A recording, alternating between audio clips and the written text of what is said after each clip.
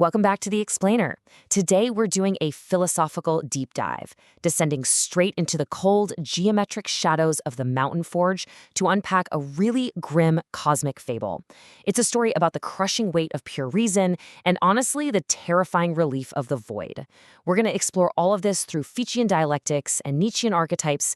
Basically, we're looking at what happens when the very systems we build to protect ourselves from chaos finally and violently collapse.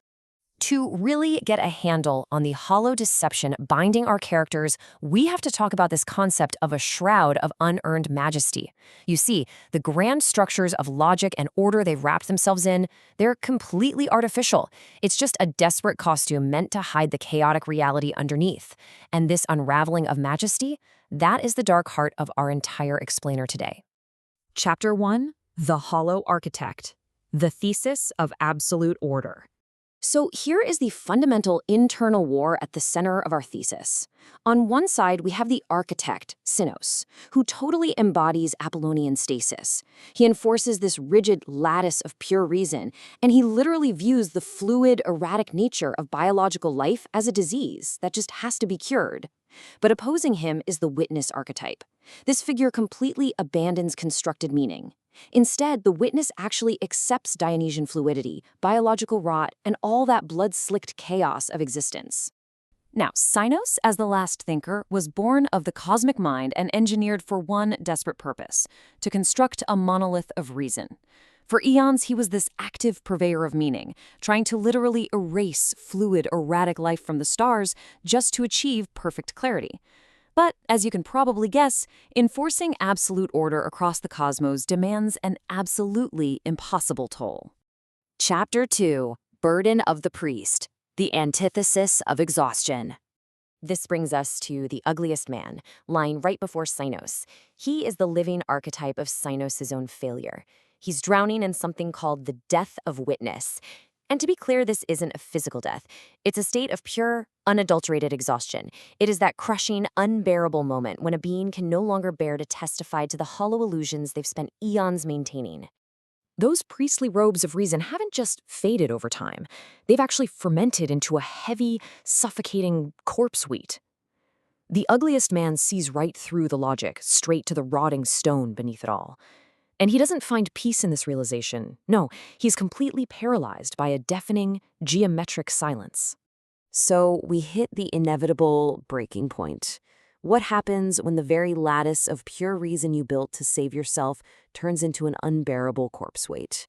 What does the mind do when it suddenly realizes that the false peace of the void isn't a victory for reason at all, but rather the sound of the void winning? Chapter 3, A Baptism of Gore. The Fichtean synthesis begins. Seeing that his mirror self can no longer sustain this ritualistic seal of existence, Sinos reaches into his robes, but he doesn't pull out the precise Apollonian blade he used to use to cleave away the erratic. Instead, his new tool of synthesis is this jagged blade, literally forged from the agonizing friction of his own collapsing logic. When unsheathed, it catches a stray beam of dying starfire, reflecting a harsh crimson light. It's the exact color of the blood-slicked chaos he spent his entire existence trying to erase. The architect of order has essentially claimed the weapon of chaos. With a harsh strike to the stone, Sinos washes the ugliest man in this crimson reflection, a literal baptism of gore. And this act seals a dark, three-step ritual known as the contract with negation. The absolute ego, the constructed self, is forcefully, violently bound to the non-ego of the abyss. This triggers a catastrophic flattening into the void, basically decreeing that the void is no longer a puzzle to be solved, but a destination to be violently embraced. Chapter 4, Forging the Crimson Mask, the Physical Merge. As the contract is sealed, all that biological rot and recognized hypocrisy of the ugliest man boils right to the surface. His face ferments, shedding its old majesty, and from the pure ugliness of his soul, the crimson mask forms. This acts as an Apollonian gasket. But make no mistake, it offers zero shield. It is a grotesque face of submission, designed specifically to graft his spirit directly to the abyss in permanent, unblinking agony. Just witness this ultimate existential shift. The former self was a desperate creator, utterly exhausted by the burden of upholding a geometric web of order. But the masked self? Entirely transformed. Grafted to permanent agony, he completely abandons the burden of creation to become a submissive witness. And, strangely enough, he becomes a joyful applauder of destruction. He's now a pure vessel of negation. Chapter 5. Embracing the Beautiful Void. The Arrival of the Red Spectre.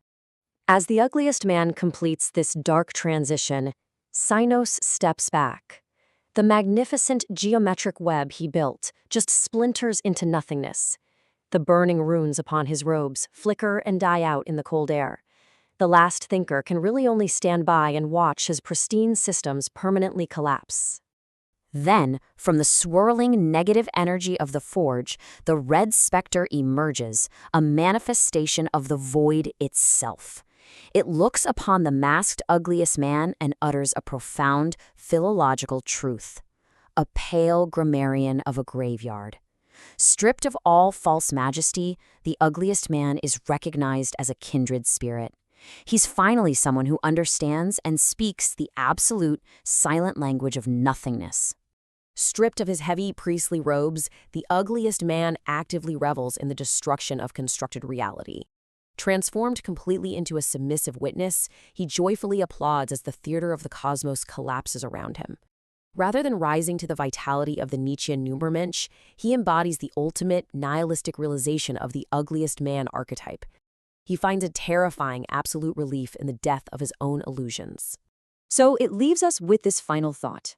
If the collapse of all meaning brings the ugliest man the greatest existential relief, was our desperate search for order the true tragedy all along?